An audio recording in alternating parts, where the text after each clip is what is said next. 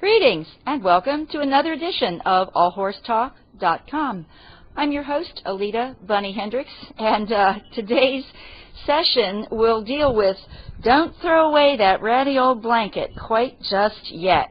What we have today to look at are, we have two blankets. I'll scooch over and you can see here's one blanket clearly in need of repair. You can see those surcingles are missing the buckle ends.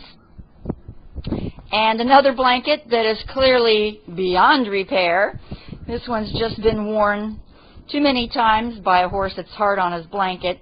So what we're going to do is we're going to, before we throw away this old tired blanket and very ripped up blanket, we're going to play like an old horror movie. I guess this is Invasion of the Blanket Snatchers. We're going to harvest the usable parts from this old blanket so that we can either transplant them over here to this blanket in need, or we can save them for future use.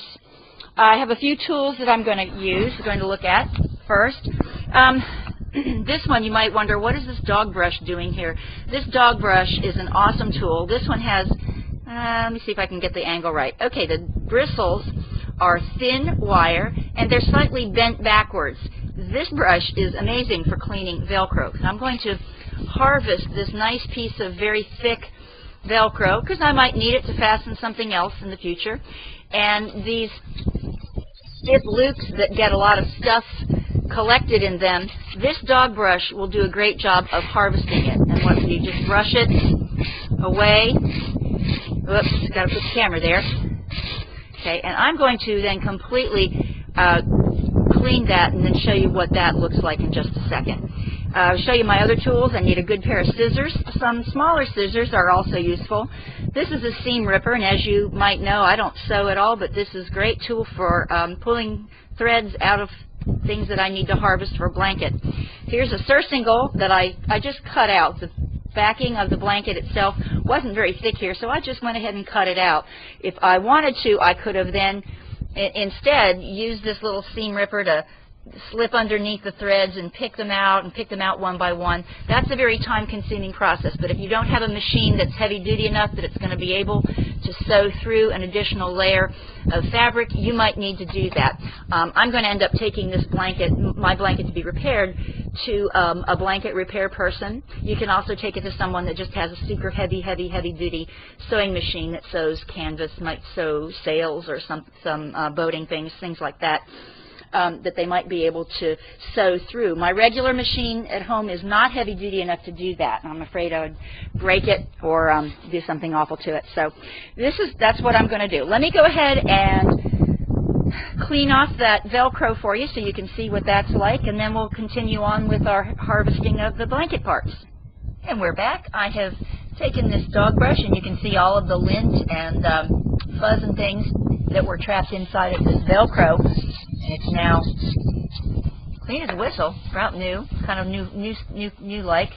And I can show you how much better so lots of grip right now.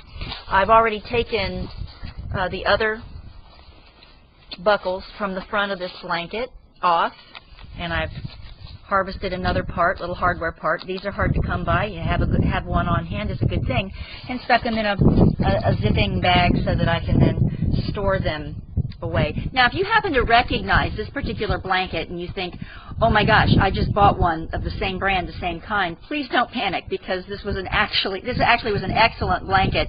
The horse that this blanket belonged to was notorious for being hard on blankets. His previous blanket, I think, only lasted him 3 seasons, and this one lasted him 11 or 12 seasons. So this was a very good blanket. So if you have one, that's okay. It's great. I'm going to go ahead and slip over now and show you what I will do with the two pieces. This blanket will be taken to someone with a heavy-duty sewing machine who can then fix it. And this surcingle will then be sewn like so. This is the old one, nothing on the end. This is the old one. This one will be taken off. And the blue one that was harvested from our donor blanket will then be sewn here.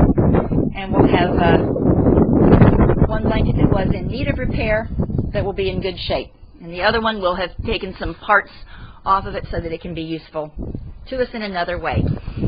And this is Bunny Hendricks, Alita Bunny Hendricks for allhorsetalk.com signing off. And we'd like to remind you to be good to your horse and be good to yourself. Until next time, bye-bye.